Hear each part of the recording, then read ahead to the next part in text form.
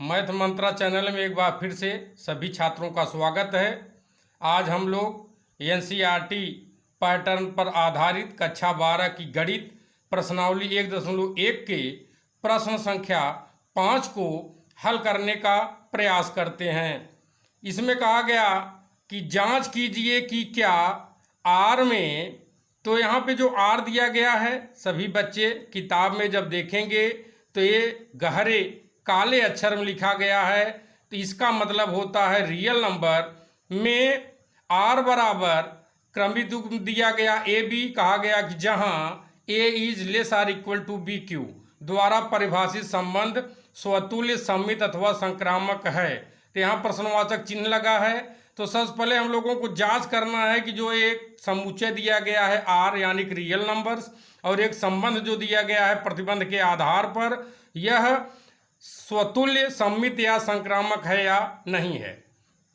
अब दिया गया समुच्चय आर वास्तविक संख्याओं का समुच्चय है, जबकि सभी छात्र खास करके गणित पढ़ने वाले छात्रों को यह अवश्य ज्ञान होना चाहिए कि वास्तविक संख्याओं का समुच्चय बहुत ही विस्तृत होता है।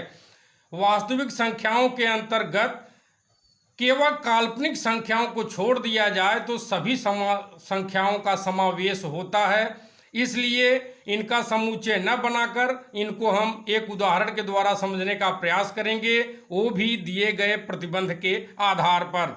तो हमारा दिया गया प्रतिबंध क्या है? आर बराबर दिया है मझले कोष्टक में क्रमित युग्म ए बी, जहां ए हमेशा पहले समुच्चय से, बी हमेशा दूसरे समुच्चय से लिया जाता है, सभी छात्र जानते हैं। एक और कंडीशन दिया गया, कह रहे हैं कि जहां A is less than B Q, यानी कि ए का मान जो होगा वह दूसरे अवयव के त्रिघात से कम ही होना चाहिए। जबकि दूसरा कंडीशन दे रहे हैं A is equal to B Q, यानी कि ए बराबर बी क्यू हम लिख सकते हैं या बी क्यू बराबर ए भी लिख सकते हैं।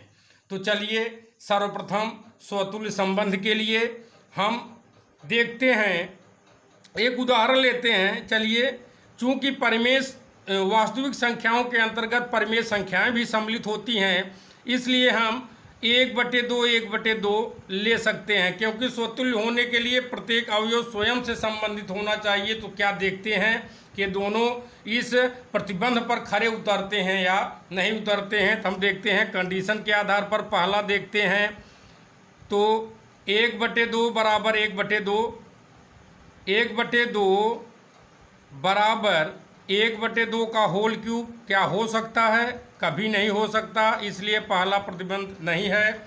अगर a is less than B q पे हम चर्चा करें तो 1/2 इज लेस देन 1/2 का घात 3, या इसको हम लिख सकते हैं 1/2 इज लेस देन 1/8, जो कि असत्य है। असत्य क्यों है?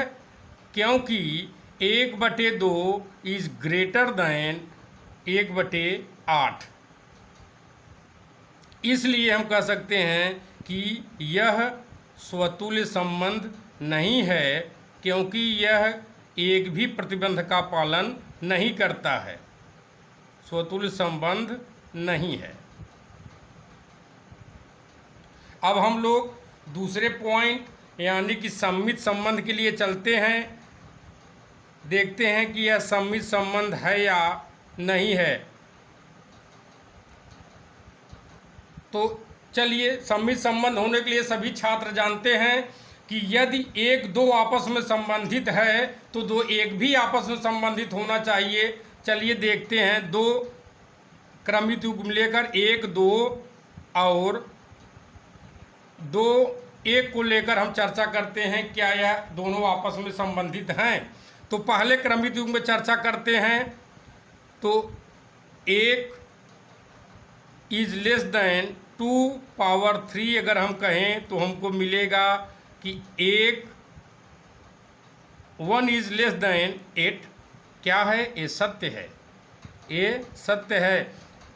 अब दूसरा अगर हम लेते हैं 2 इज लेस देन 1⁻³ अगर हम करते हैं तो हमको मिलता है 2 इज लेस देन 1। ऐसा हो सकता है कि 2 1 से छोटा हो, ये असत्य है। ये क्या है? असत्य है। अगर ये असत्य है तो हम कह सकते हैं चूंकि 1 2 is belongs to R but 2 1 is not belongs to R, इसलिए यह सममित संबंध नहीं है। सममित संबंध नहीं है। अब हम लोग पॉइंट नंबर 3 की चर्चा करते हैं। संक्रामक के लिए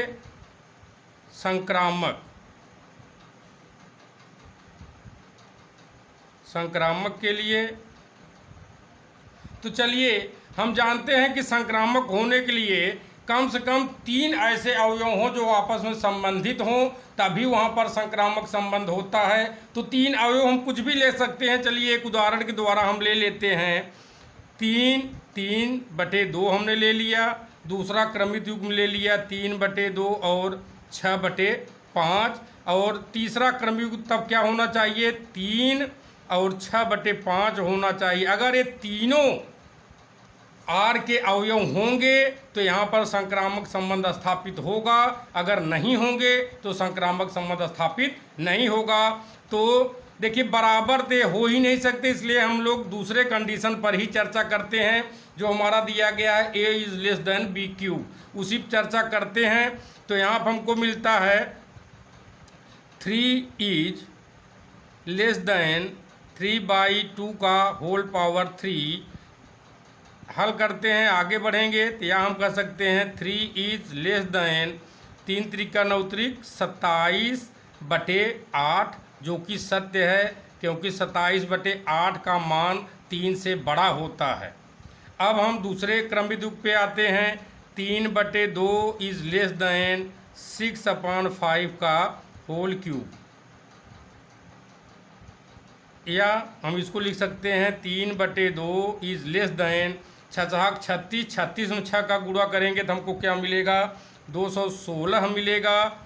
और 5 हमने लिया, सॉरी यहाँ पर 2 लिख दिया, 5 लिखना था, 5 हमने लिख दिया, नहीं सही था, सॉरी सही था, 3/2 ही था ये। 3/2 इज लेस देन, अब यहाँ 5 का 3 बार गुणा करेंगे तो क्या मिलेगा, 125। अब 3/2 का मतलब 1.5 होता है। 216 में अगर हम 125 से भाग देंगे तो 1.725 ऐसे कुछ आएगा समथिंग। इसका मतलब कि 3/2 216/125 से छोटा है, यानी कि यह शर्त भी हमारा क्या है, सत्य है। यानी कि दोनों क्रमित युग्म R के अवयव हो सकते हैं। यदि तीसरा भी हो जाए तो ये संक्रामक संबंध होगा। तीसरे के लिए हम लोग चलते हैं। तीसरा क्या है, 3 इज लेस देन 6/5, तो होल क्यूब करते हैं, या तो यहाँ हमको मिला 3 इज लेस देन 216/125, जो कि असत्य है। ये क्या है, असत्य है। अगर ये असत्य है यानी कि 3 यहाँ पे क्या है, इस 216/125 से बड़ा है, इसलिए हम कहेंगे, इसलिए यह संक्रामक संबंध नहीं है। संक्रामक संबंध नहीं है। इससे निष्कर्ष क्या निकलता है, निष्कर्ष यही निकलता है कि प्राप्त संबंध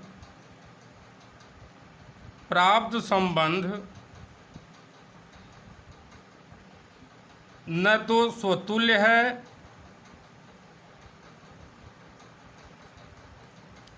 न तो सममित है और न ही संक्रामक है। तो इस तरीके से हम लोगों ने आज प्रश्न 5 को हल किया। अगर आप लोगों को यह प्रश्न अच्छे से समझ में आ गया हो तो हमारे चैनल को सब्सक्राइब कीजिए, हमारे वीडियो को लाइक कीजिए, अपने मित्र छात्रों में इसको शेयर कीजिए, ताकि आप घर बैठे आनंद के साथ सभी प्रश्नों का हल प्राप्त कर सकें। इसके लिए आप सभी लोगों को धन्यवाद।